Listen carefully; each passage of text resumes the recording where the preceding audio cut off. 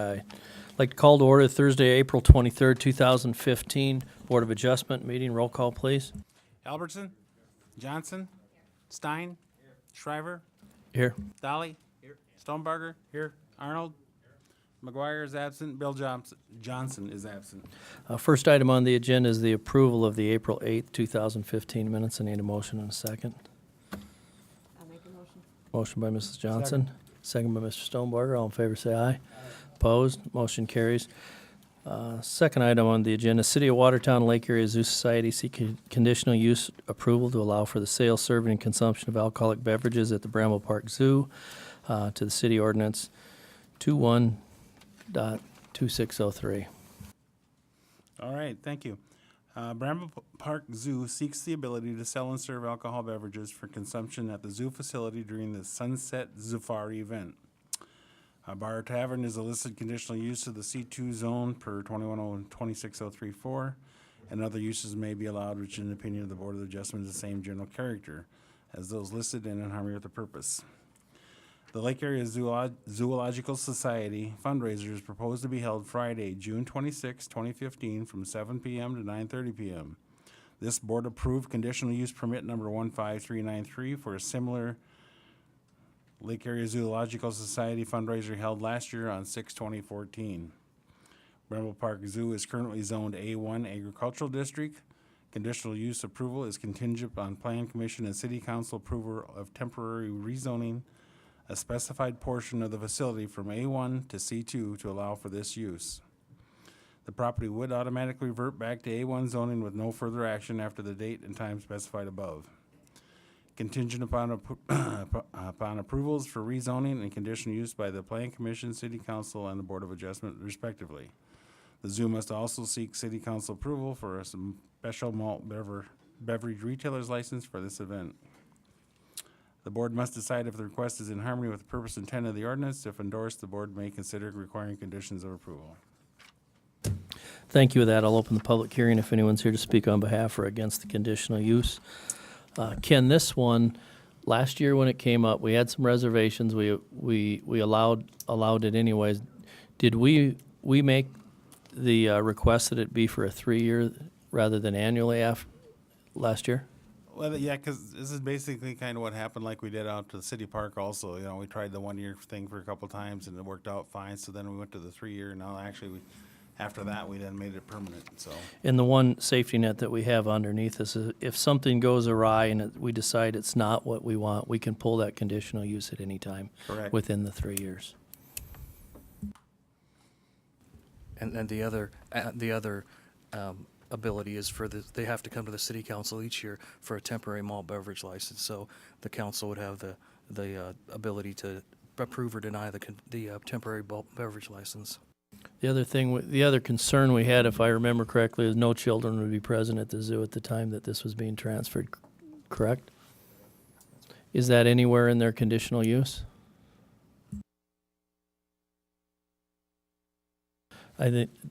Personally, I think it should be. That's how we did it last time, and they assured us there would be no children present when alcohol was in the premises. And I think they really followed through on that. I think there wasn't an issue at all on Friday night. That was the adult night, and then free to the kids the next day. And they had a lot of cultural stuff, so it really is.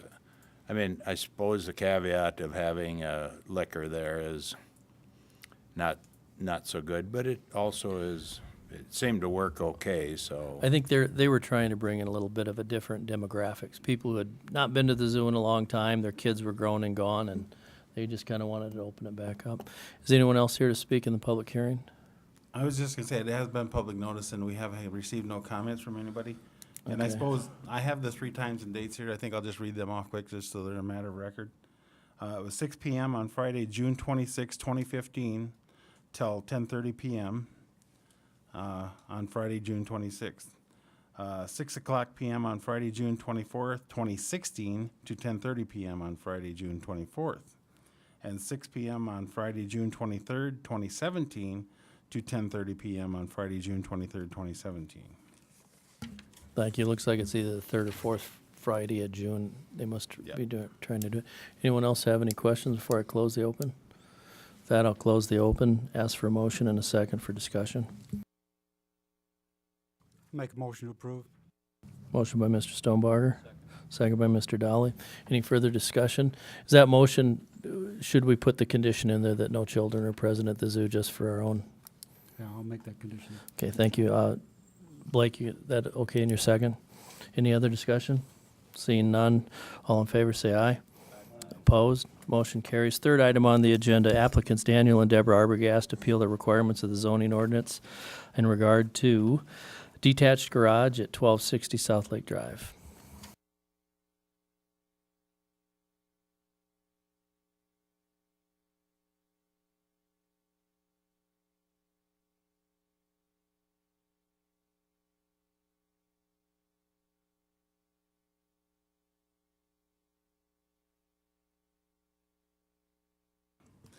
Application for permit number 16022. Application was submitted requesting to construct a non-conforming 1,080 square foot, 36 by 30 unattached garage. Said structure proposed to be constructed 3 feet from the side northerly property line where a 6 foot is required. Currently, this platted lot, located in the R1 Single Family Residential District, consists of a compliant primary structure, single-family dwelling, and attached garage, and a non-compliant lawn shed. A 2,660 square foot legible buildable area exists on this parcel for accessory structures. That property currently complies with the boulevard, grass, and tree requirements. Again, this has been public notice, and we haven't been notified by anybody pro or con to this action. Thank you. With that, I'll open the public hearing. If anyone's here to speak for or against the variance, you said you had sent out the green cards, came back. There was no opposition from any of the neighbors? Correct. Okay. Arbogast, are you here? They are here. Come on up, introduce yourself. We have to have you state your name for the record. Man, person, sit on here. Just for a note, Ken asked me to say that the two variance requests we're looking at are very similar. They're 3 foot setbacks on detached garage at the lake, so we wanted to make sure we knew that. It looked like to me when I went out and looked at this one, was there already a shed where this garage was at? Yeah, it was a 12 by 16. And it's been moved already? Oh, I'm Dan Arbogast. This is my wife, Deb Arbogast. And it's been moved already? Yeah. When I went out and looked at it, it looks like you're sliding the shed as far to the far lot line because you're trying to get around it for the Right. driveway? Yep. To get around it, to get to the house, or the garage that's attached to our house, we'll still be parking in there. Is that tree going to remain, or is that got to come That out? tree will stay there. That's actually our neighbor's, and it isn't in the way. It's a pine tree. I think even though the red line shows here, I believe the property line is probably a little bit further north of this than what's thrown there.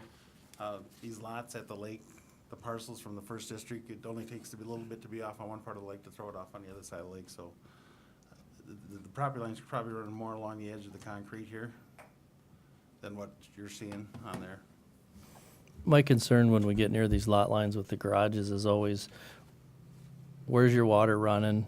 Where's the snow piling up? And that we're not infringing on the neighbor any more than necessary. What can you tell me about the drainage as it comes off the building? Also, the peak of that building is running that way. Is that the same peak, or so yours will go, the new building will have the same Same way as the house. same as the house, so it will run off those eaves onto that. What way does the water drain? We had a water line break this year.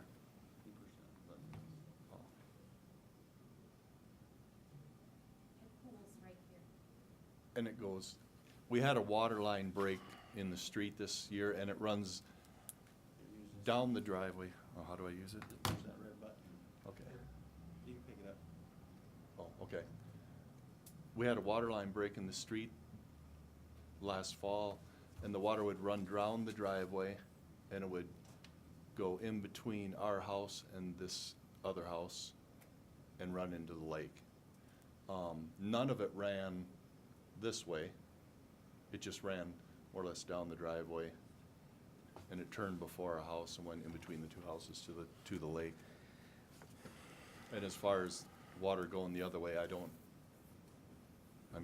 none of it ran to the north, so. Ken, does this say what the lot width is, the actual lot width? It's 50 feet. 50 feet? Okay.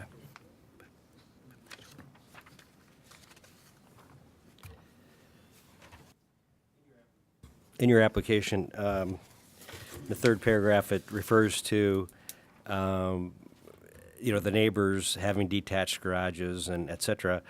But from what I observed, they don't also already have garages like you do, correct?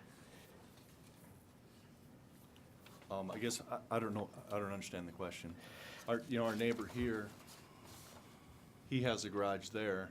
Does he have an attached garage also? And he has no attached garage, and neither does the other neighbor.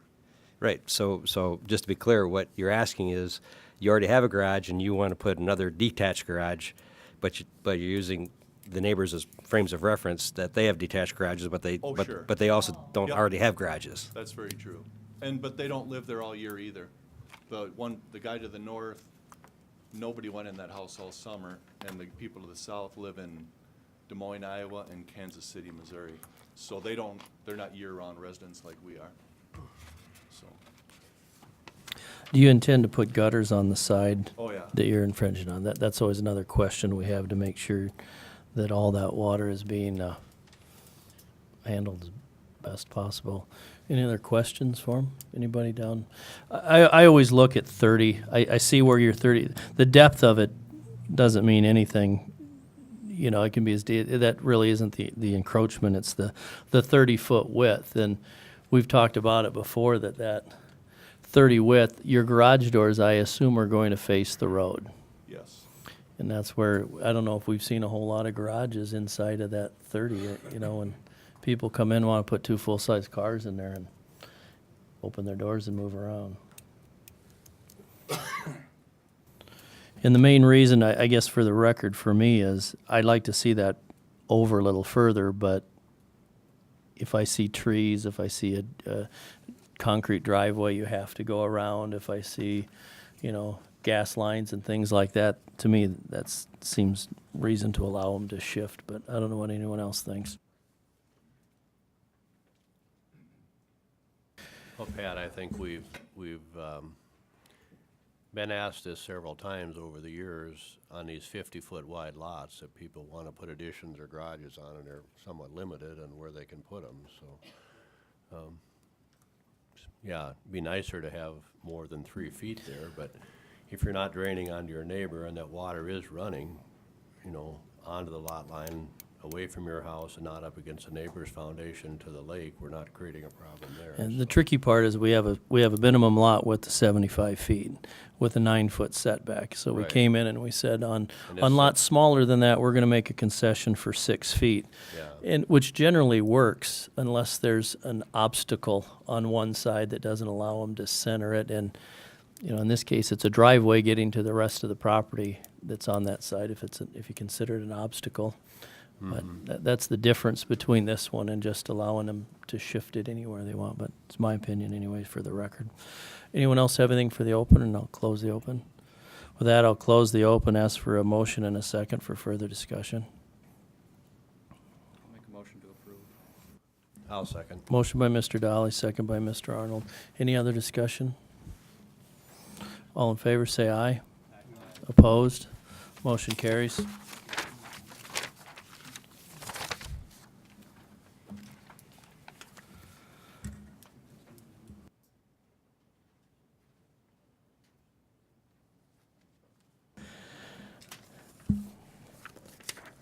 Fourth item on the agenda is applicant Steve Wyseth appeals to the required zoning ordinance in regard to a detached garage at 1298 South Lake Drive.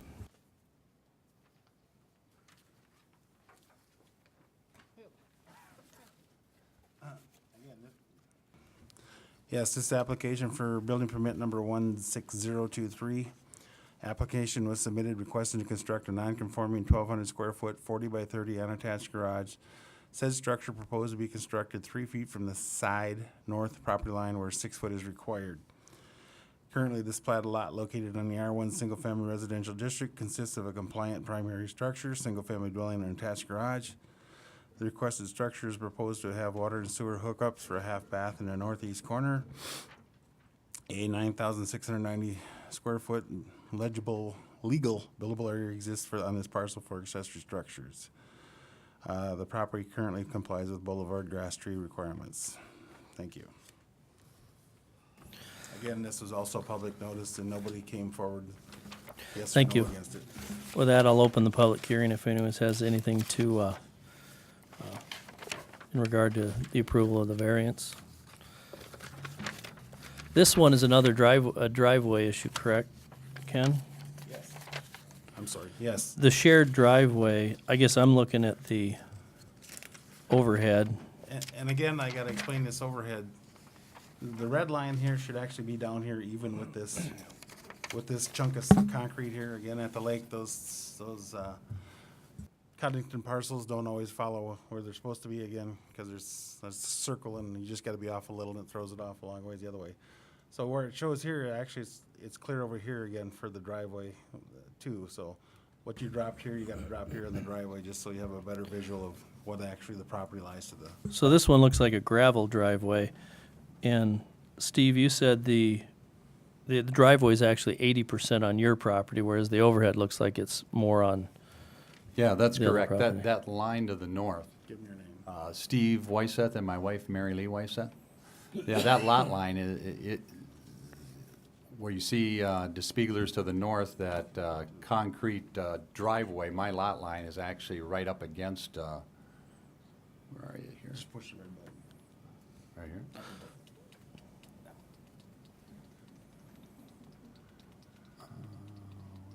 Not where you wanna help it. No.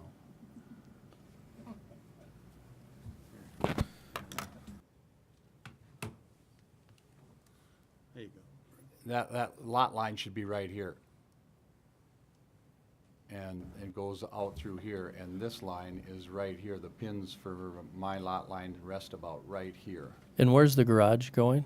right in here. Okay, closer to the cement side because you share the gravel driveway. Yeah. Gotcha. And if I build it 30 feet, I'm gonna encroach onto this gravel road, and if I can go 3 feet this way, I can keep the water off that road and keep it going this way here. Going back to water again, what direction does the water run? Any idea? Between the Spiegelers and mine goes this way. Okay. In between the two houses. And that's why I didn't want to build it any closer this way, because Greg and Jim Hine, the neighbors, thought that would be too much water right in here. So we went way up in here, gives a lot more time to soak So in. by moving it forward, you could not be in competition with the driveway, but the neighbor to the north wouldn't be happy with that, so you move it further back. And the neighbor to the south says, push it as far north as you can, so I don't they have both- to they give up both my wanted yard it, for a yeah. driveway. Yeah, they both wanted it as far north as I could get it there. I can see the one where the gravel driveway, he wants it as close to the concrete driveway so he doesn't have to give up any of his yard to drive on, to turn into driveway. And I can see why the guy with a cement driveway wants it as far back as possible because he doesn't want it uptight near the house. Which way is your roof line running? Same as the house.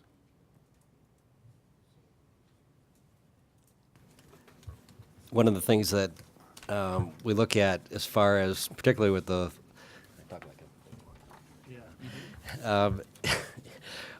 with particularly the lake properties, is because they are frequently narrow in width, is kind of what the aesthetics of the neighborhood look like. And that was one thing that stood out to me as far as, that having the garage so close to the road.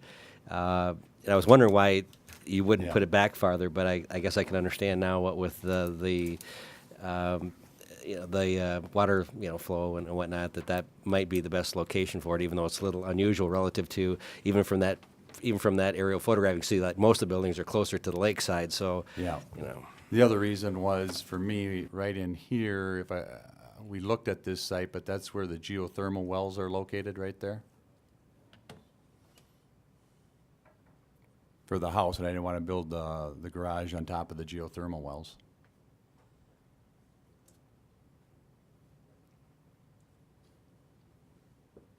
All right, any other questions for Mr. Wyseth? Dr. Wyseth? Anyone else to speak on behalf or against the variance? With that, I'll close the public hearing, ask for a motion and a second for discussion. Motion to approve. Motion by Mr. Stonebarger, I'll second. second by Mr. Stein. Any further discussion? All in favor, say aye. Opposed? Motion carries. Thank you. Okay. We don't have any old business, any new business, anything of that sort? Need a motion to adjourn? Motion by Mr. Arnold, second by Mrs. Johnson. All in favor, say aye. Opposed? Motion carries. I guess I'm out of here.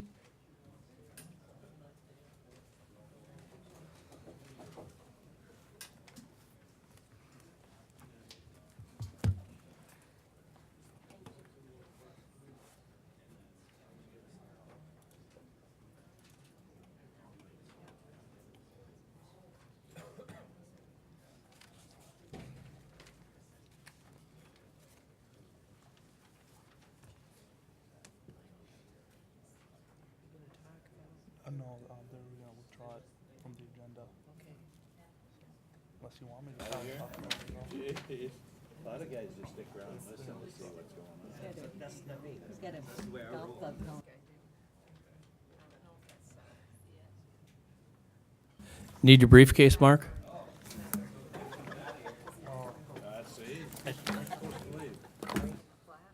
I was gonna talk about, originally I was gonna talk about the requirements before, because the council wasn't going to approve the plat. You ready, Jeff? Or just let me know when you're ready. Weren't settled, but then they approved the plat on Monday, so I thought it was done. Sure it's done. I think rather than withdraw it, I think we should tell them the plat's been approved, but I think we should talk about the requirements. Were you prepared to do that? I can be, And just tell them the plat's approved, but we need to have a little guidance about the requirements. 'Cause I'm not sure that's settled. okay. All right, Pat, I'm ready. All right, thank you, Jeff. I'd like to call to order the Thursday, April 23rd, 2015 Watertown City Plan Commission. Roll call, please. Albertson? Here. Johnson? Here. Shriver? Here. Dolly? Here. Stonebarger? Here. Arnold? Here. McGuire is absent. We have a quorum.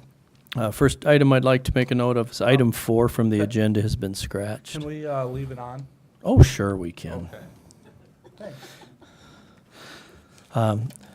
First item is the approval of the agenda. I need a motion and a second. Motion by Mr. Dolly. Second. Second by Mr. Stonebarger. All in favor, say aye. Opposed? Motion carries. Second item is the approval of the minutes from the March 19th, 2015 meeting. Motion and second. Motion by Mr. Arnold. Second by Mr. Stonebarger. All in favor, say aye. Opposed? Motion carries. Third item is the approval of the minutes from the March 30th, 2015.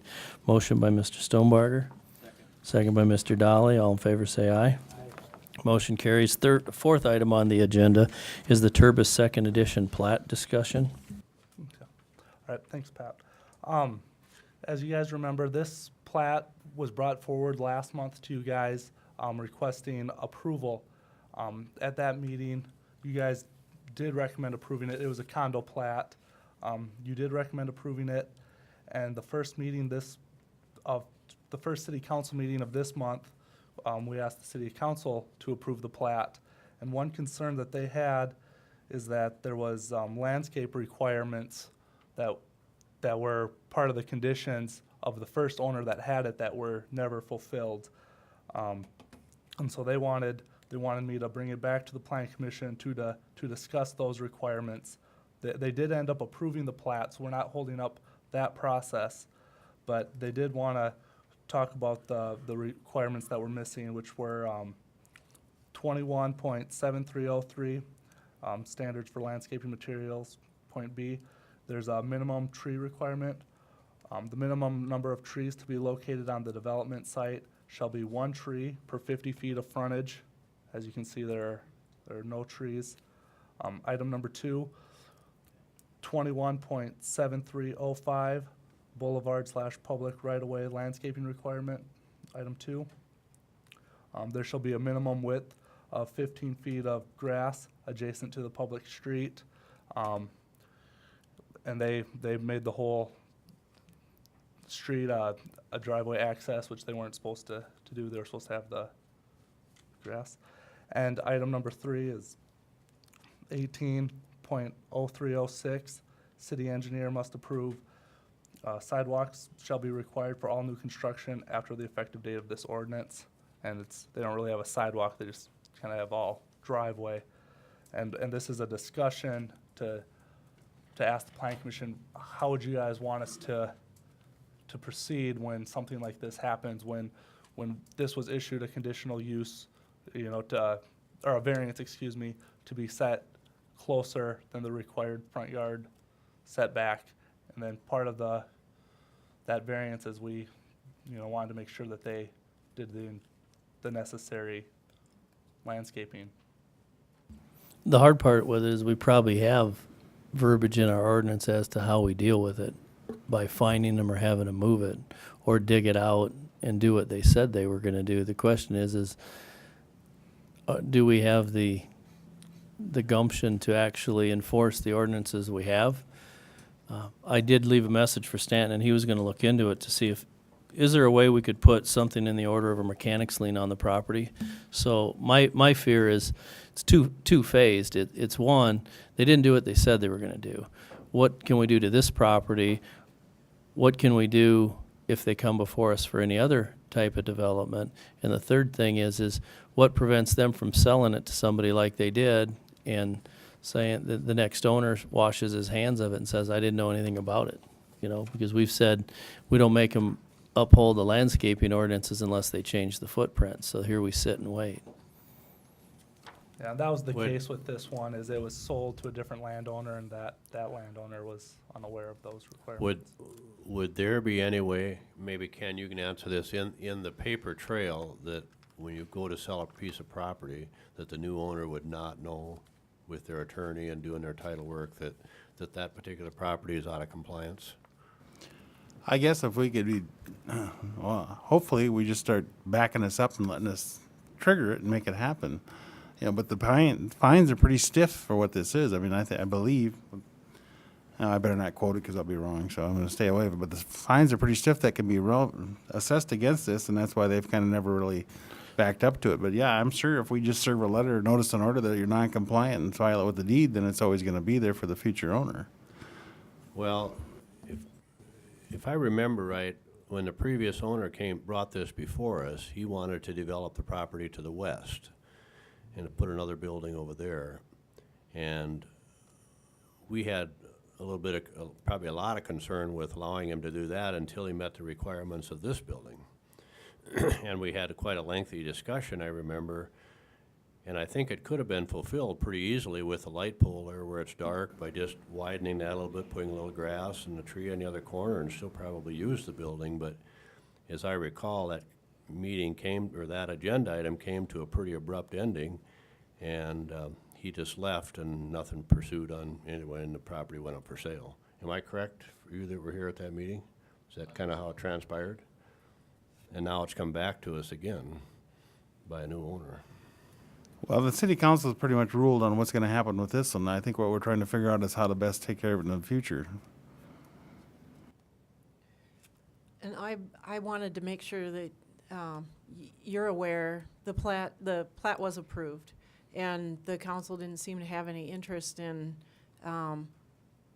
slowing down or harming the current owner in any way. But you had requirements for the previous owner that weren't met.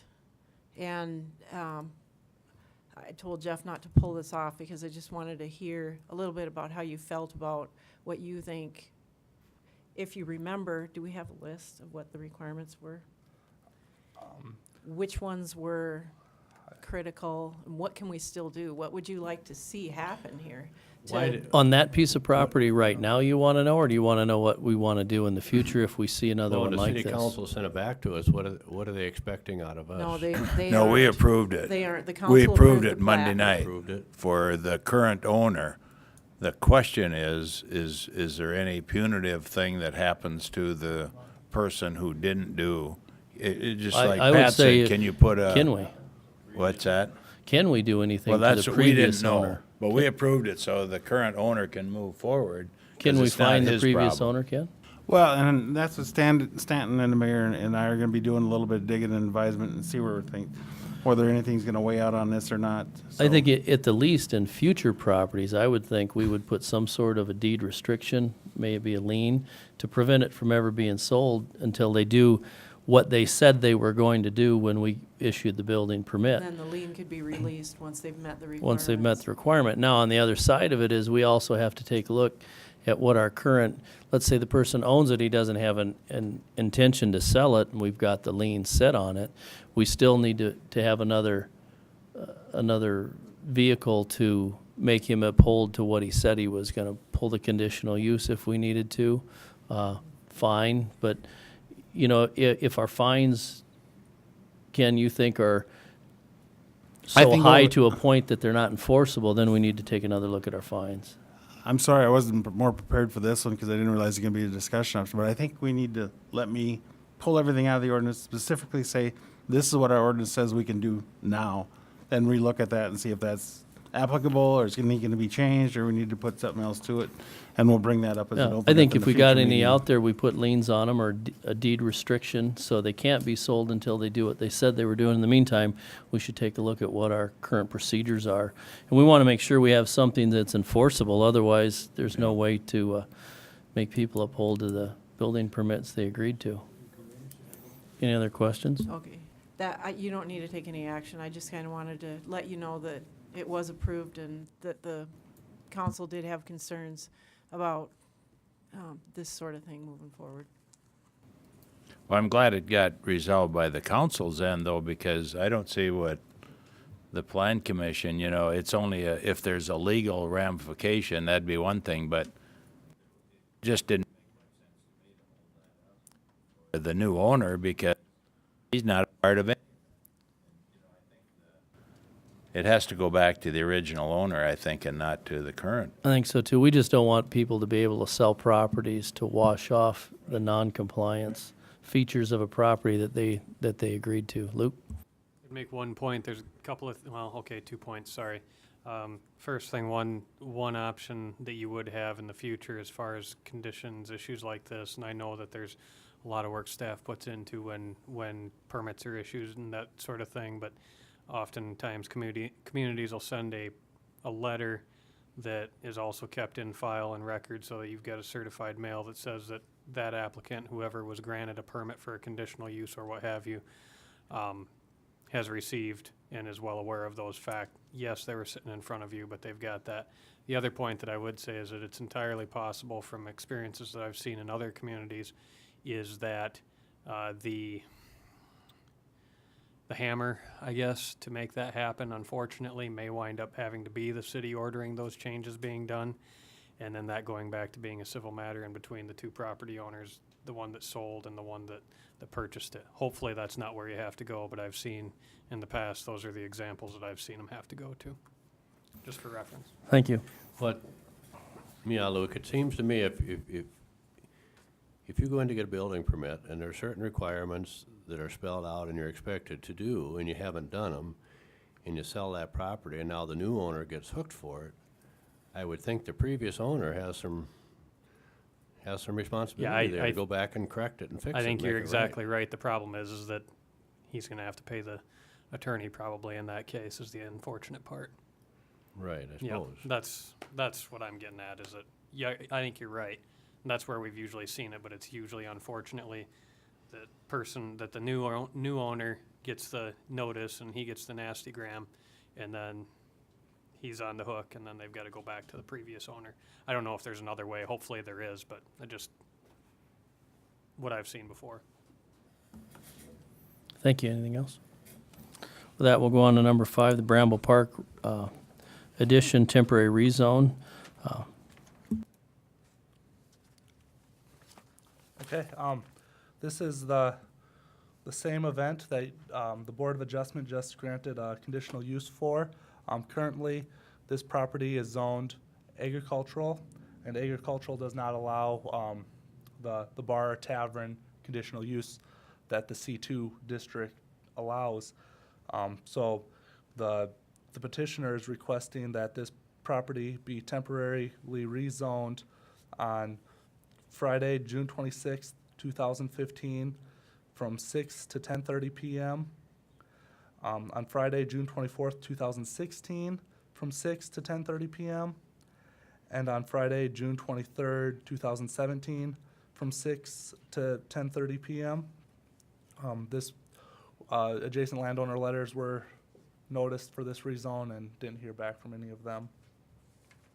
Without- Thank you. With that, I'll open the public hearing if anyone's here to speak on behalf or against the temporary rezone. Seeing none, I'll close the public hearing. Ask for a motion and a second on the rezone of Resolution 2015-12 on the rezone of the Bramble Park Zoo for the same dates that we Make a motion to approved. approve resolution 2015-12. Motion by Mr. Dolly, I'll second it. second by Mr. Stonebarger. Any further discussion? I have one quick question on it, Okay. Jeff, is we have to rezone it to C2 because it's ag. There's no way we could make it what we're asking, beer, tavern, wine in ag. What's the reason we don't allow it in the ag zone?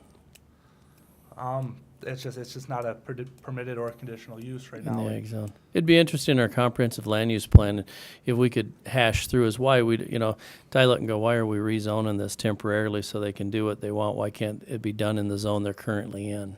That's my point. I wish we could do this cleaner rather than have to change the zoning for 4 hours and then change it back and change it back 3 years in a row and probably the next 10 years. Not that I've thought about this before, but the idea that might work is to create what essentially becomes a civic use type of a district that would go on areas like the Extension Building and City Park and a lot of our parks, in which then you would only be looking at a conditional use permit when that comes up.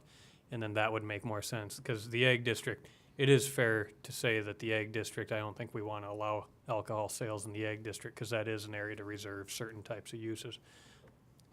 Point made. We'll get to that point. That's an idea that I've had as well. I think we can get to there. What's the procedural steps to make that happen? Create the new zone, add it to the zoning districts, and move on. It would just be a list of uses. It would primarily be for parks and civic uses, and then you would add that as a conditional use. I think that makes pretty good sense. I would say, so Jeff, why don't we take a look at that? I understand you guys are extremely busy up in engineering, but something that we just put on your notes, that's something we should take a look at so that we don't have to do this again. I have a motion and a second. Any other further discussion? Any other motion, second, any other discussion? Anything you need? All in favor, say aye. Opposed? Motion carries. Sixth item is the Morris property rezone.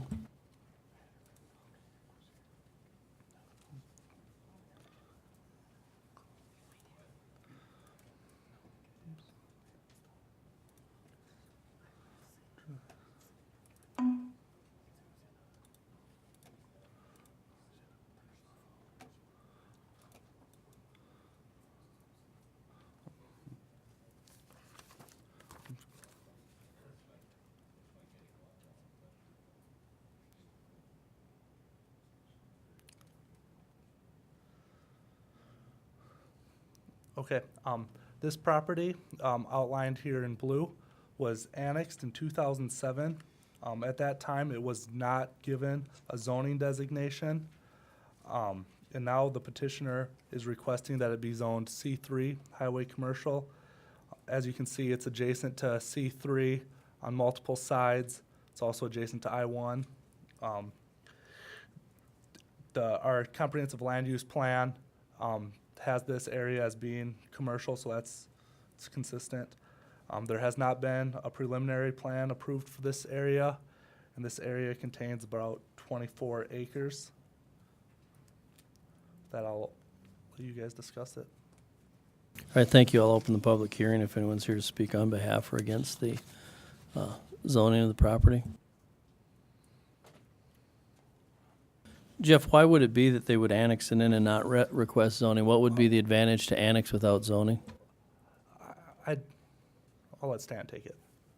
Back when Willow Creek Drive, or First Avenue was being constructed, what's now Willow Creek Drive, the city came to the 4 property owners, the co-owners, Endries, the Morris family, and there was a owner from Sioux Falls, and told them that the city would take all the steps necessary to annex as much of their property as they wanted, and would also rezone it if they wanted.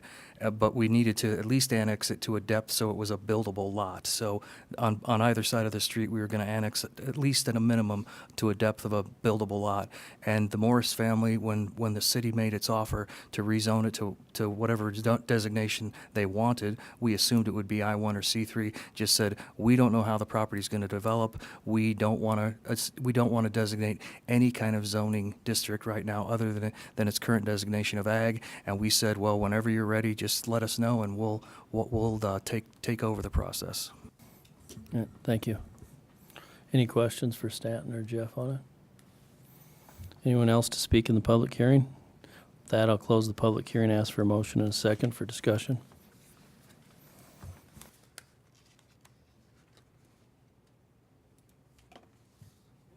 Motion by Mr. Arnold. Second by Mr. Dahl. Any other discussion on it? All in favor, say aye. Opposed? Motion carries. 7th item on the agenda is the East Park Edition Concept Plan Discussion.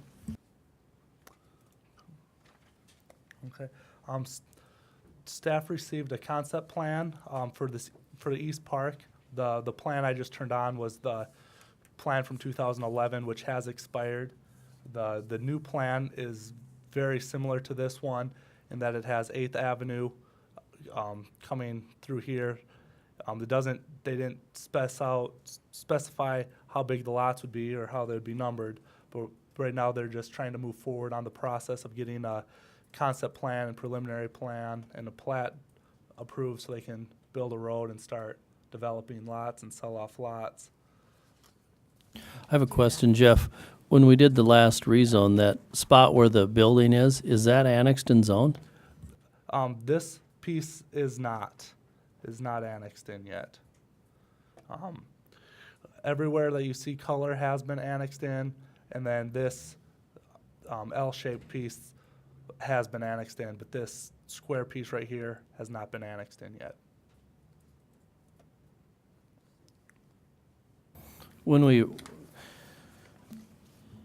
This is a discussion item, it's not an action item, correct? Yeah, as a concept plan, it's just brought to you guys as a discussion. The concept plan doesn't have to come to the plan commission. It can just go straight from the city engineer back to the developer or the applicant for comments. Actually, we don't even have to convene a design review team meeting if the engineer doesn't feel it's necessary. I feel it's necessary, and I wanted to share the findings that the DRT committee had with you, since we had a lot of findings, and we are kind of asking a lot for the preliminary plan, and I just wanted to go through that so that when you see the preliminary plan, you at least have a little bit of background of what the design review team was thinking when those comments were made. So if you can okay. I think I emailed out to you the comments. Can you bring up the comments too? Don't close this, but. And we'll just run through the comments. First of all, the preliminary plan expired in 2011, and the impact of that is that platting cannot occur with an, administratively with an expired preliminary plan. So they would have to come and renew their preliminary plan before any administrative plats could be approved. They can come through with a traditional plat and show you all the required information, and you would come up with some recommendations for physical street improvements and that sort of thing if we didn't have a preliminary plan, and then that would go to the full council for review and approval. The council doesn't see normally the plat. They would see the development agreement, which includes what they're gonna build and how much it's going to cost and who's going to pay for it and when. But they don't approve the plat per se if there's an approved preliminary plan. In this case, there's not, so we know they're working on revising and updating the preliminary plan, and we received a concept plan which only showed part of the roads that were included in the original preliminary plan that was approved. This is the concept plan that we received, and there's nothing shown east of Willow Creek Drive, and as in the other preliminary plan, there's nothing shown on the Morris property. And so the design review team has some comments about that. First of all, probably the most important point is that the design review team felt that the whole area should be planned out, at least with a minimum structure of roads. We know that, you can put the picture back. We know where the signal is expected to go, where the SDDOT has told us the signal will go, is on 23rd Street. And whether we agree with that or not, that's what they've told us. And we have platted road leading to that signal. And so the design review team felt pretty strongly that we need to have a way that the traffic gets to the signal, and not just from Willow Creek through here, or we're gonna have people cutting across to the Walmart area in an unsignalized intersection. The DOT has asked for a traffic impact study, and I don't know this for a fact, but I wonder if they don't think that signal is wrongly placed at 23rd and might more appropriately be placed at 26th. And if that's the case, everything changes with this preliminary plan, because then we want the through route to go to 26th Street.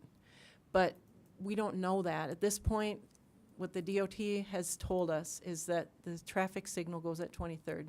So we feel there needs to be a direct route from Willow Creek Drive to 23rd. Let me take the Sarah? pointer here. Sarah? Yes. So DOT says there's only gonna be 2 accesses out of there onto 212, at 26th and at 23rd. And right now, there's only gonna be 1 stop sign, that'll be on 23rd for stoplight. And so they wanna discourage traffic right now on 26th, right? They don't wanna have it run through all the way up to Willow Right. Creek Drive. I don't think they're opposed to local access. Yeah, but they don't wanna, Here. But local once we acc- get or- this road in here, this probably wouldn't be a bad location. But I if would we say had a they road probably don't here- want to, they're not trying to discourage it, but they don't want to encourage They it. don't want unrestricted access onto 212 where there's a traffic flow from, Willow Creek Drive all the way down. They would rather have it go to the stoplight. To the stoplights. Right, If you're and gonna design so it right, but, we they're gonna said do a this is, study? this route has to be here somehow, yeah, from Willow Creek Drive to 23rd. And And as you said, 23rd is already a platted city street. Right. So we have to use we that can't inlet. ignore the fact there's a platted street there. And it leads to the signal location that DOT has indicated where they would put a signal. This is a half mile from this signal or the 19th Street signal. but you said they want to do a traffic study to determine if it's correct or For not? this, they've asked for a traffic impact study. They did not ask for a traffic impact study at 23rd, and I think that's because the traffic impact study might say, the worst thing it could do is say, you need a signal. Well, we already know we're putting a signal there. There's no need to do a traffic impact study if you assume the signal's going there. It may say you also need a signal here, particularly if we have a direct route through for people to cut through. But that's coming from me, that's just my conjecture. Sarah, not- we had quite a lengthy discussion with Sherwin-Williams, and that would have been on 26th? Yes, and that's, from that discussion, DOT has said they need a traffic impact study before they will grant permission. Allow us to use that Yes, access? right, and so that traffic impact study hasn't been done yet. We don't know what it's going to say, but the DRT what we have to go on right now is, this is a platted street. DOT says there's a signal there. So, and we probably don't want direct traffic through. And the reason you don't want to go directly from Willow Creek Drive and run 26th Street straight up is that would be the preferred route to hit Highway 212, and now you're at an uncontrolled intersection. Right. It isn't uncontrolled. There'd be stop signs. So from but a it's not signalized. from a planner's standpoint, just like we look and we say we like major roads on quarter lines to try to figure out where everything's going, in this piece of property, because it is a commercial piece of property and a big commercial piece of property that it looks like the city's going to contribute more money into developing it. I think Sarah's saying it's coming to us to say, hey guys, you guys need to pay attention and find out where these roads need to You're go the to make sure planners. it's done correctly. And I'm asking you to plan. I mean, think about it. How should this be laid out? Now, we don't have any plan from this property. Well, I think we can We can fairly say there's 3 property owners up here who don't get along. And because they don't get along, and because they don't want to master plan this, it's our job to do it. Right. And they can change it. The That- preliminary plan is flexible. Plat is not. I mean, that has a building right now. That proposed road, though, that you're showing, coming off of, Willow Creek Drive, that does not connect up with the one that we put in last summer, though, is that correct? The Yes. 23rd Street that goes This. north and then goes to the east? This is, you That does can- not connect? that's what I'm saying. It should connect here like this. And It- whether, these it lines are, could. these Okay. lines are drawn on the property line. If they don't want them on the property line, I don't care where they are. My point is, they connect from Willow Creek Drive to here. How you get between these doesn't matter. It's the through route though, because that ends at the signal. Anything else comes off by making a stop and a turn. Do you think there's any chance, or are you getting any kind of a feeling from DOT whether they'll let us use that access at 26th? I think they will. Might but not be a stoplight there, but will no, that be allowed they- to stay? I or- definitely think they will allow it. They, I think, are struggling with should they require a signal be placed there. I think. Otherwise, why do you want a traffic impact study? And, that's a fairly big thing to ask for. And it's looking at the whole area. It's not looking at the one lot that's gonna put the road in, because, and just like you're planning, you can't be looking at 1 or 2 lots. You need to look at the whole area. How does this work ultimately when it's all built out? And I'm not saying this is where the streets would go. The point was the main through route ends at the signal. And anything else, getting down to 26 is going to require some stops and turns. But there would be. Some sort of a movement there. So at this point in the concept plan, you're basically just saying that the roads, we don't know where the roads are going to be, plus or minus. They have to hook onto the road that goes over to 23rd, and they have to move through that area somewhere, but not a straight Right. north-south route. And Coho has given us the concept plan. And Coho, I expect, will submit a preliminary plan for your approval. And what the DRT is saying is, it shouldn't just be, the preliminary plan for their property shouldn't just show this road. It should show the whole network of how it works in here. And if they don't want to draw it on here, we will draw that. And the mayor has already directed the staff to draw it, because draw otherwise you've got one property owner Yeah.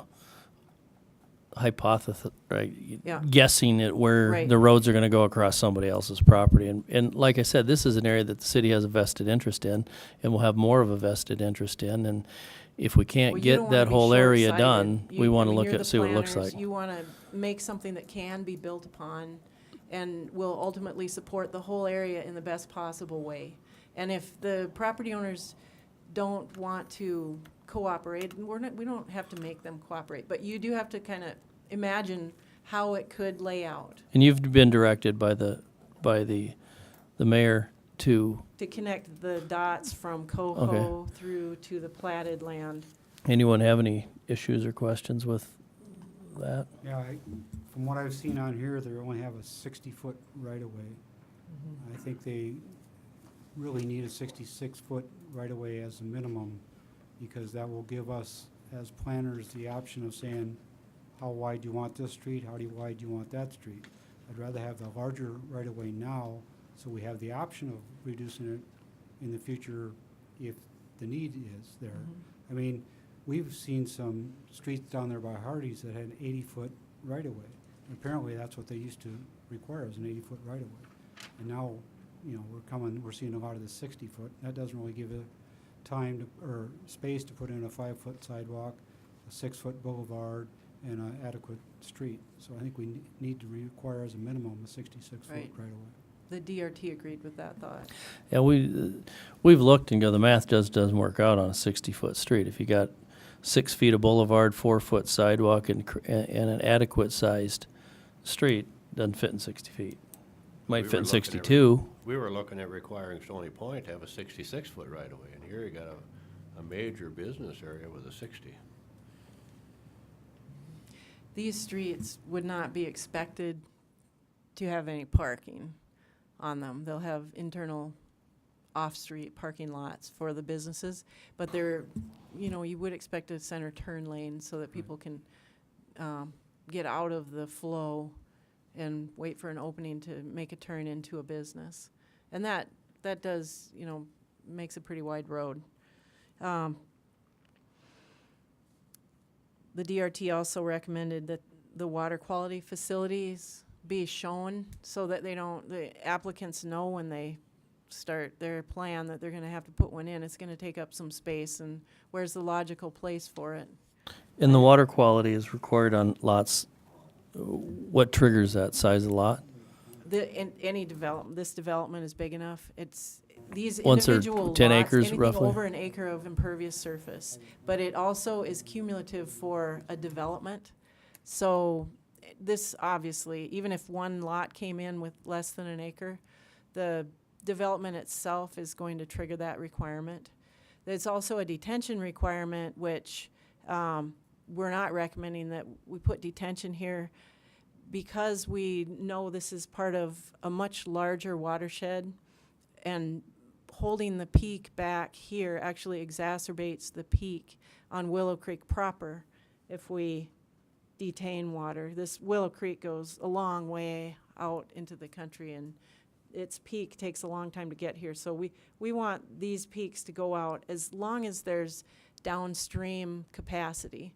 And the only time that we wouldn't do that in this Willow Creek Basin is where we have identified areas that do not have capacity.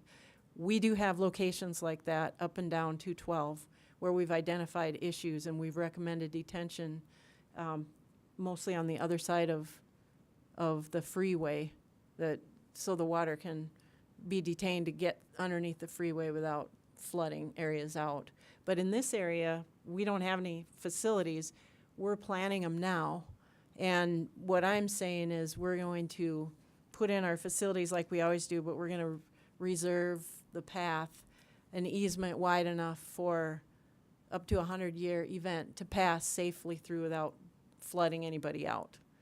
And I think that comment is made further down, but so anyway, water quality facility should be shown on the preliminary plan.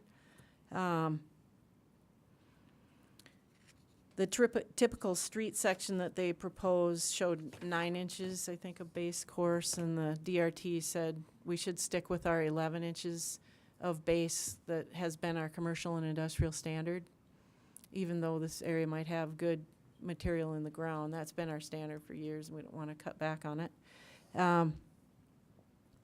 The name of the avenue they've shown as being East Park Avenue. We have a Park Street in Watertown, so we're recommending it be called 8th Avenue or something different. I like numbers, but I guess I'm not No. strongly opposed to Say a you name. don't. Just don't call it Park. We need to see where the lots are when they give us the preliminary plan. The concept plan doesn't show us their anticipated lots.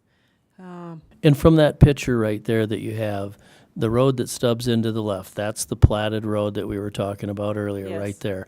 And the whole concept is how to get this area to work toward, as it comes from the north there, that's the spot we need to build toward from the south, from the north, and from the east. Right. Okay, just so these I'm guys can see thinking what's platted. By the time we get a transportation study done, there may be a shift in where DOT wants to put their signal.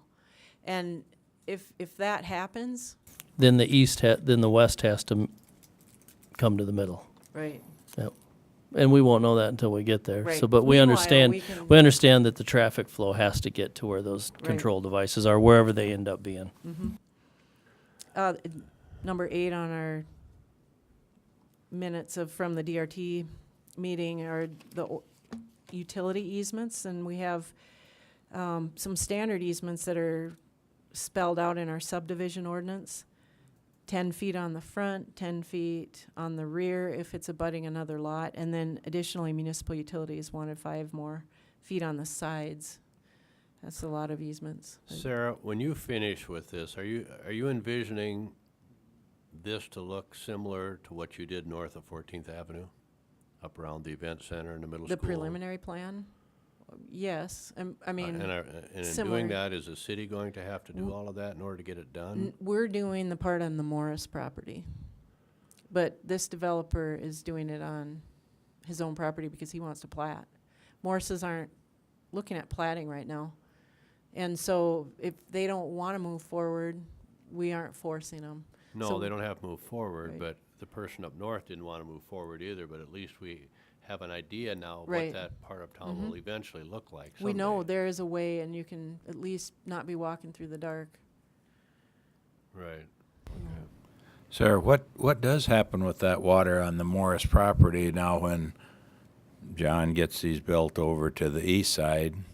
And that water, as you start getting cement and, these lots down here toward the bottom. Well, that needs to be identified in the preliminary plan. Yeah. The drainage, you can't just skip and say it somehow it gets across this Yeah, because property. you said they're not interested right now, but all of a sudden, where's that? I'm sure Austin will show us how the water gets from here, which drains to the north and somehow gets to Willow Creek. It crosses the Morris's property. That part isn't optional for Coho to plan. They need to carry that path of water all the way to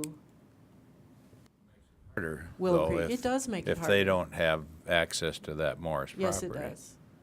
Yes, So it they does. could just shoot the water It's over a to the dilemma, creek. but, I mean, that's often a dilemma. Yeah.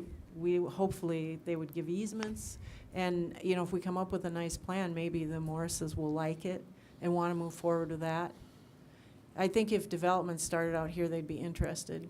I don't think they want to take Well, the other night, big Joy investment. indicated that there's a good chance there's some people, if we can get that road built this year, the city, if we can get that road built, 8th, is it? That there are some people right in that east side that are willing to negotiate to come in. Right. And if we don't do it, they're gonna go someplace else. So it's sooner than later, really. That's really what I'm saying. It's, Right. And, we want to facilitate that. But you're right. I mean, this drainage somehow gets to Willow Creek. And we need to know how. We need to make sure that it's safely conveyed. The only thing, we don't have a lot of help from state law other than you can't block the natural flow. The natural flow does go across Morris's property. So, and not that they would want to say this, but the downstream property owner cannot say, you can't drain across my property. But they could say, you got to detain it. We're not making them detain it. We're making them treat it with water quality facilities, which are much smaller than detention structures. And if that was an issue here, that is something they could do. And hopefully we won't have that issue. I don't expect that we'll have that issue. But we need to have some sort of a plan, and that's what the staff will include in a basic kind of, we're not going to do a detailed grading plan or anything, but we will show where the streets go and how does the drainage get managed. Sarah, who's been serving on the design review team? The design review team is staff. It's a representative from every department that wants to participate. The street department, the fire marshal usually comes, municipal utilities comes, Stanton comes. Also, we've, Pat's come as the chairman of the plan commission. Is there a private engineer that's working with any of those parties? Well, Austin Engineering is working with them. Wouldn't it be advantageous to have the private engineer part of that design review team? Not necessarily, because they've given us what's being proposed, and we're commenting on that. That's what the purpose of the design review team convening for a concept plan review is. And I don't want it. I don't even need to have that meeting if I don't want it. I can talk directly with the engineer if I want questions answered. The purpose of the concept review is for the city engineer to gather comments from other staff members to pass on to the applicant about their project on things that the city engineer would like to see in the preliminary plan. Now, they don't have to address them. If there's something on there they disagree with, they can say that we didn't want to do that, we disagree. But as the city engineer, I would tell you, this is what I requested, and they either have addressed it or they haven't addressed it, and you are ultimately the planners. Has that been common practice in the past, Which? to have this design Yes, review team? we've always, as long And as I've been here, What developments has that happened in? I think all of them. I don't know of anyone that has skipped that process, other than the ones that, well, no, I can't think of any that Normally, skipped the that. developer comes in with a concept plan and begins to talk, but in this case, No, the developer, that's how it always starts. The developer submits a concept plan to the city engineer, and the city engineer makes comments so that they don't waste a bunch of money on a preliminary plan that doesn't identify things that might come up at the preliminary plan hearing. and I guess, and all I'm getting at and leading to is that I hope we're involving, because once that design review team is done and comes up with your ideas and your suggestions and everything else, I hope at that point we've had a lot of input from the developer or the engineer, those people out there that have to take that and do something with it. And Right. That's my point. Let's not get it all cut and dried here ahead of time so that when it gets to them, No, they don't have any flexibility anymore. no. But that's not what, we don't have any intention of constricting it in any way.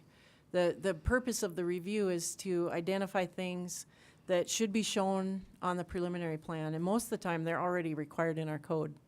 And, for instance, we're supposed to see, it says in our code, we need to see how these proposed plats connect up with neighboring properties, and for the orderly, we don't see that on the concept plan, so that's a comment that was made.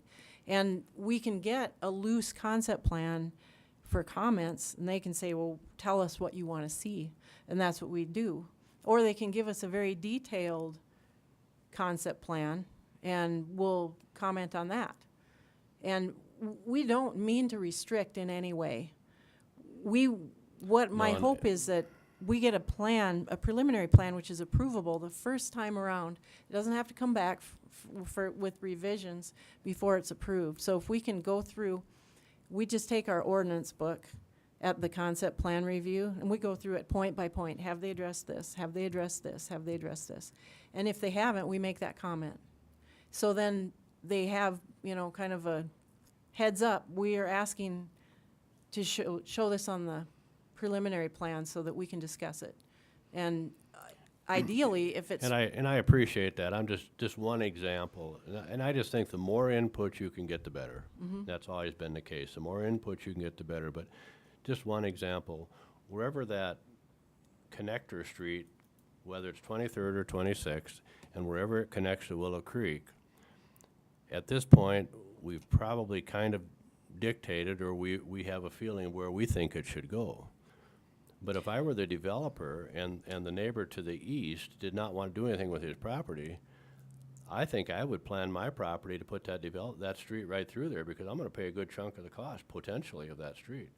And I'm the only one that's By doing right any through developing there, here, so why wouldn't I what do you plan mean? it so I get the best utilization out of it And whether it connects to Willow Creek at one point or 200 yards to the west, probably isn't gonna make a whole lot of difference.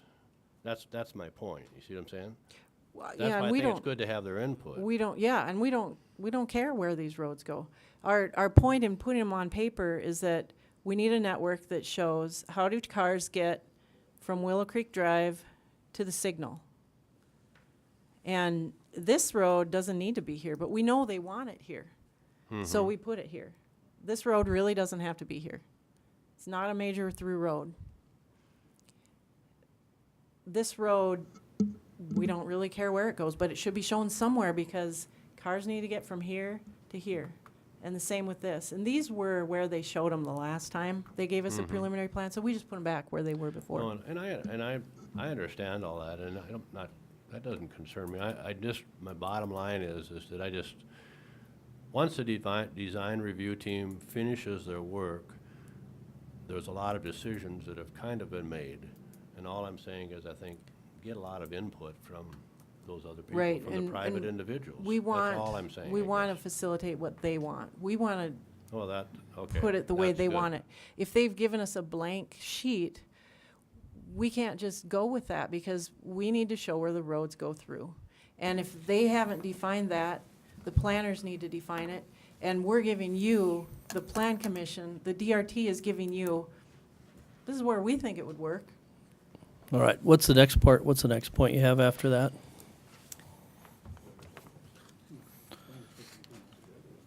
I talked about drainage paths a little bit. We need to show those. Anytime you concentrate flow that used to come across in a sheet, just on bare, undeveloped land, it's not concentrating into a stream.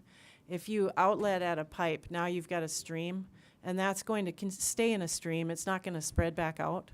So we need to define where that path is, all the way to the creek, and get an easement for it.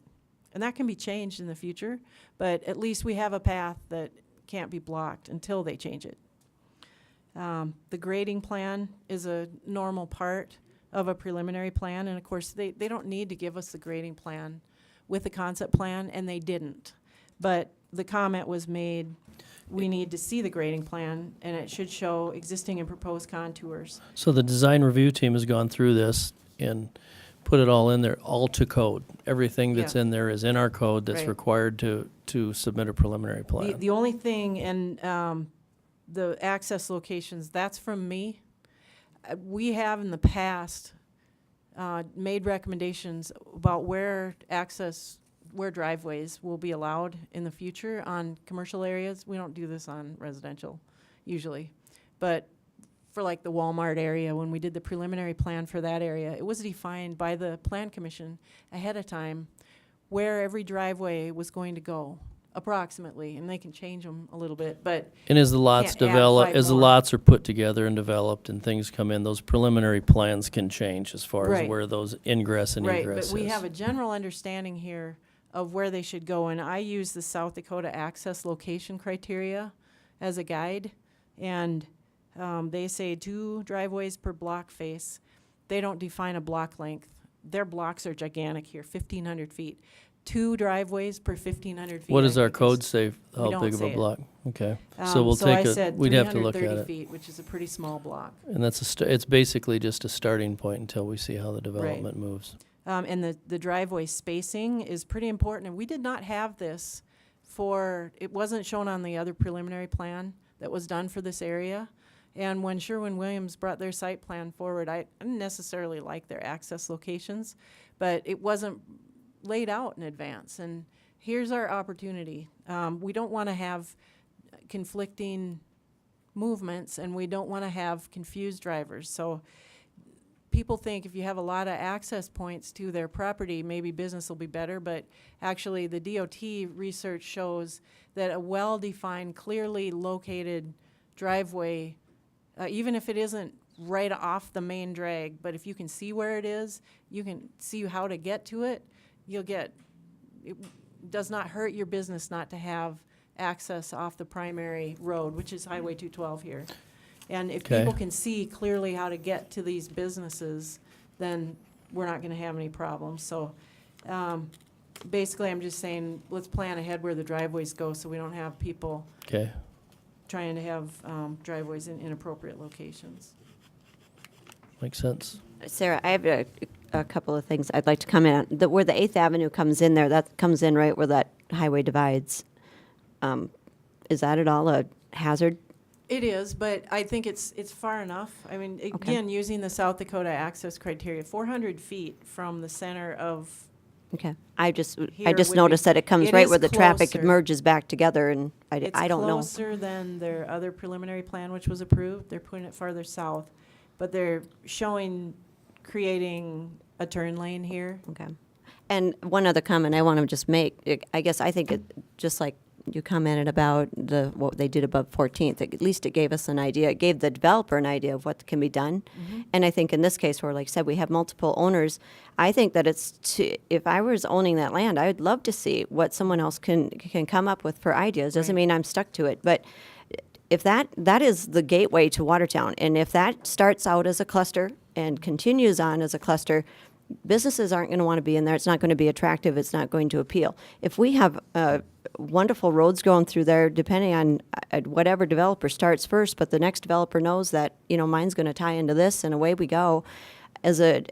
I guess having that something to be able to present to potential buyers, saying this is where we're thinking the roads are going to go, it makes that land more valuable than, well, I don't know, we can pop you wherever you want to go. I think that those three owners that, maybe aren't necessarily agreeing on everything that needs to be done, the overall layout of this is huge. It's huge to me, as a citizen of Watertown. I want to see that develop the right way. And in my business, I want to see that develop the right way. Because, like I said, it's easier to sell something that has a great plan to it as opposed to just throwing one street in. Well, I don't know where the next one's going. Right. So I guess I would love to see it. I think we And- just have to remember that a preliminary plan can be changed. I think sometime developers look and say, come in with a concept plan, you asked me to do a preliminary plan, which isn't, it's not inexpensive, and then we have to be very open that when somebody comes in and says, I want to change my preliminary plan, we don't treat them like a criminal. Right, No, and- right. and And I'm not disagreeing with any of that. All I'm saying is here we do have one party that would like to develop. And the others wouldn't. That's fine. They don't have to. But the ones that do, I think we need to take their thoughts and their ideas and their opinions Absolutely, and consider them right up and- front. And we're trying to do that. Yeah. We want to do that. Okay. All right, And we anything have- else on it, Sarah? No, just that this is concept plan. Okay. They'll come back with a preliminary plan probably next month. And as the first pieces of land sell, that will dictate how the rest goes. I can understand why a person says, I really don't want to put too much on paper because I don't know if the lot's 600 feet or 300 feet deep. If you sell a couple super deep ones, then the road goes further back. If you find out, well, I've got the shallower lots, then the road moves forward for them. So I can see why people are apprehensive until they know it's also the chicken or the egg. Put the road in. Put the road in, stuff will sell. Right, well, You and know? here, we went with that, and my fear is this land that's already platted is floodplain. This land is not. And what if this doesn't develop? I mean, right now, they're only building the road maybe to here. It's not coming all the way out here until it's warranted by, Yeah, you on that thought Sales of process, lots. if it develops to the east, it would be a real easy thing to get that stoplight this. moved to 26th. Right, that this may all happen and all the traffic will It's be a, going in. you look and go, I understand the developers thinking, hey, if I can get a Lowe's in there, I need deeper lots. If I'm not going to get a Lowe's, it's just when do you pull the trigger and when do you say, okay, this is what it's going to be, but until then, we don't know, so we keep throwing back and forth. But all right, anything else? And that's just for discussion. We don't have And an if open you think of public hearing. something or anything. else, please send me an email or whatever, and we'll communicate that with the developer. All right, thank you. Jeff, number 8, Plan Commission variance procedures. Let me get that document open real quick. Okay. We have, in our subdivision code, we have a section titled variances. It's 24.0902. And it says, request for variances must be submitted to the Plan Commission and/or City Council under the procedures set forth in Watertown ordinances. And then there's no ordinances set forth that say how to do the variances. So we drafted just something brief and simple that states that appeals to Title 24 concerning interpretation or administration of this ordinance may be taken by any person aggrieved by the decision of the city engineer. Appeals must be submitted to the planning commission. Such appeals shall be heard by the planning commission within a reasonable time, not to exceed 60 days. The planning commission shall only grant the variance if they find that the variance is in harmony with the general purposes and intent of this title and will not be injurious to the neighborhood, detrimental to the public welfare, or in conflict with the comprehensive plan for development. Any person aggrieved by the decision of the planning commission may seek review by the city council. And this just gives a paragraph on how the, just so that there is a process of a variance. Thank you. With that, I'll open the public hearing if anyone's here to speak on behalf or against the ordinance revision. Question is give me an example of a variance it is for subdivisions only? Yeah, when someone wants to do, something that's not the same as our code, they want smaller road widths, they want. So what if different so landscape as of right now, there is no variance procedure. So if are we open up a can of worms where every time somebody wants something? It already says you can get a variance. It just doesn't say how, and this is But it's just- been working so far. Nobody's come well, for a variance, This is, right? Are we variances open? have been granted Have our meetings that now gone to unofficially- 3 hours?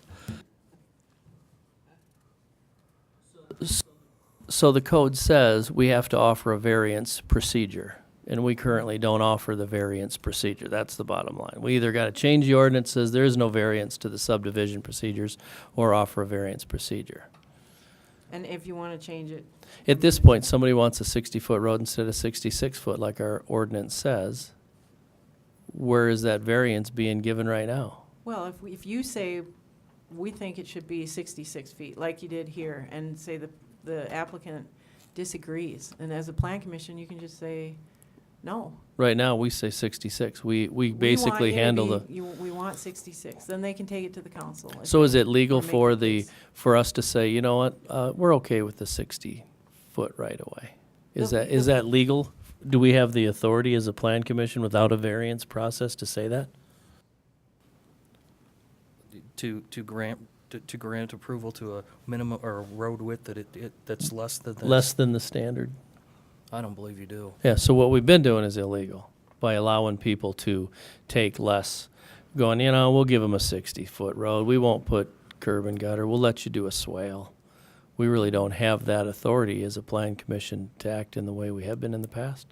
Well, I think it's unclear. It's not and I- it's not clean. Well, I think in effect what you're doing is if somebody submits a plan that shows a 60-foot right-of-way as opposed to 66, the current language of the ordinance says requests for variances must be submitted to the plan commission. So in effect, by submitting that 60-foot right-of-way request, they are submitting a variance request to you.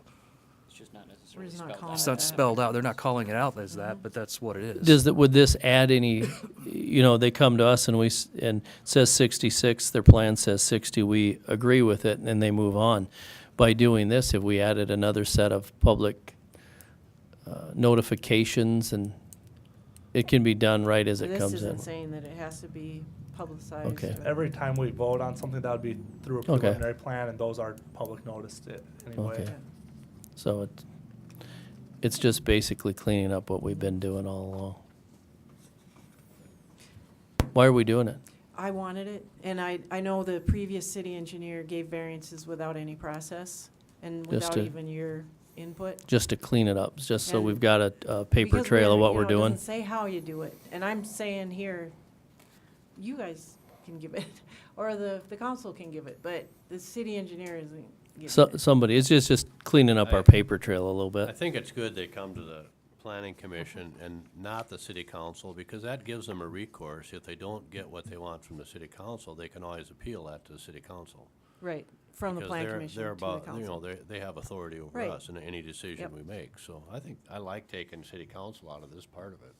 Dan, you're on the city council, but don't you feel that gives them, an applicant, We really, someone to go to? since I've been on there, we've tried very hard to go with what the plan commission has recommended.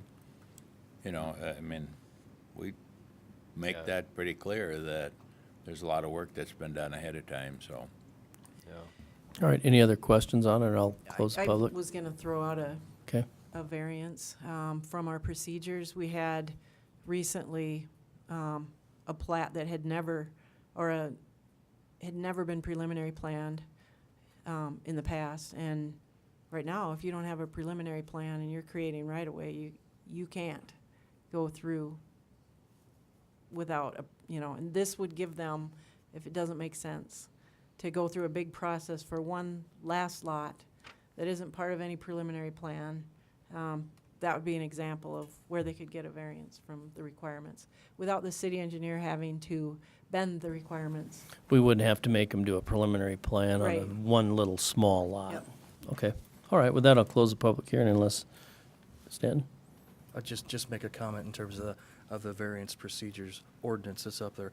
I do think we might want to put a little more meat on the bone in terms of like a public hearing requirement, a public notice requirement, those kinds of things, or make reference to the other section in Title 21 where it does spell out the need for is it somewhere that I'm not seeing? Because I do think we need to have some public, and maybe we don't, but if someone's looking to do a development and build, for example, less than minimum road widths, the adjacent developer might want to know that, and maybe there needs to be a notice requirement for just something to think about is if we bring this, maybe bring it back to the Plan Commission with a little more meat on the procedure bone, so the Plan Commission knows if somebody wants to go through a variance, these are the steps that they're going to have to take.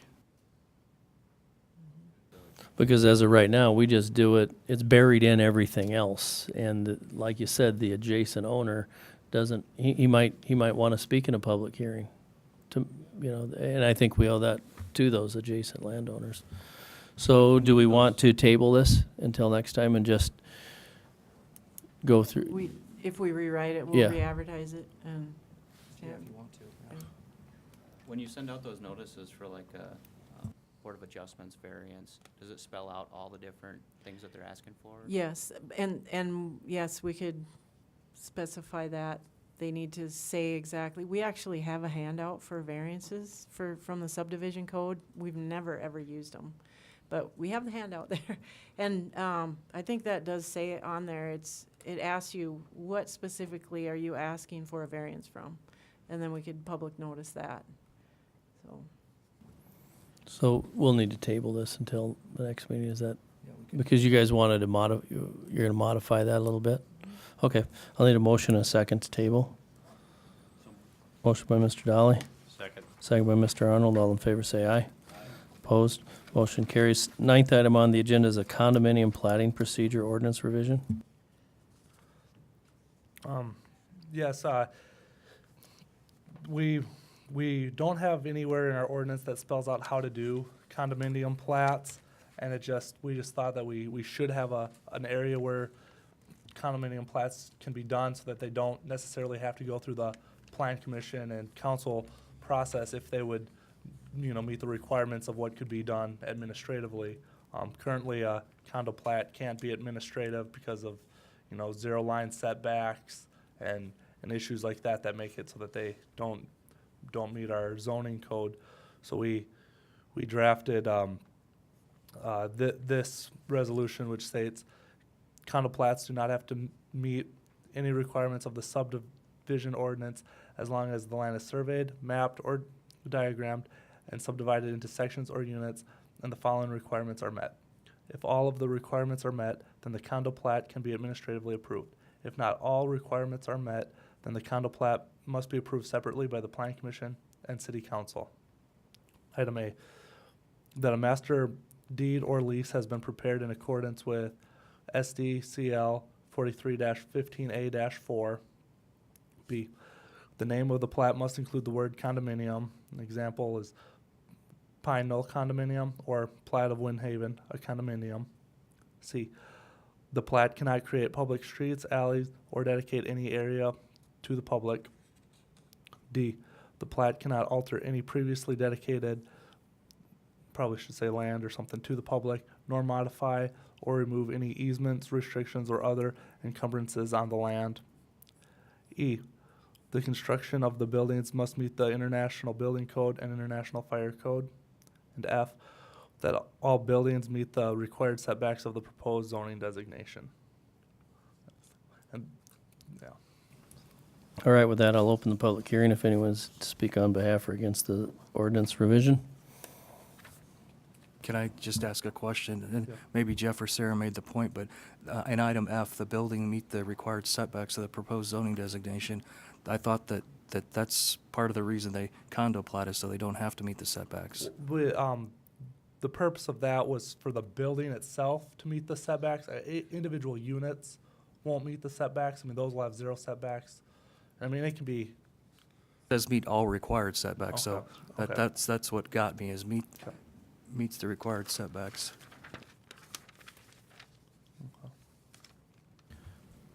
Do you understand what we're trying to say? Exactly. Yeah, did you have to say something like the primary building, or however you would, the greater structure or whatever it is?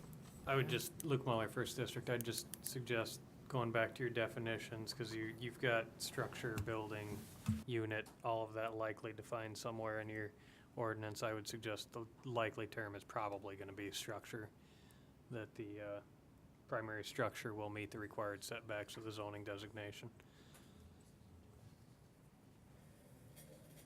Yeah, because you don't, just so people understand the verbiage of, do they own a building, do they own a unit, are they part of a structure, or how did that? We can just clear that up so it makes sense, so it can't be misinterpreted. Anybody have any questions or issues with it? Seeing none, I'll close the public hearing, ask for a motion and a second for discussion. Motion by Mr. Stonebarger. Second by Mrs. Johnson. Any other discussion? All in favor say aye. Opposed, motion carries. Any old business? nope, New business? nope. Executive? Motion to adjourn? Motion by Mr. Dolly, second by Mr. Stonebarger. I could read your mind. All in favor say aye.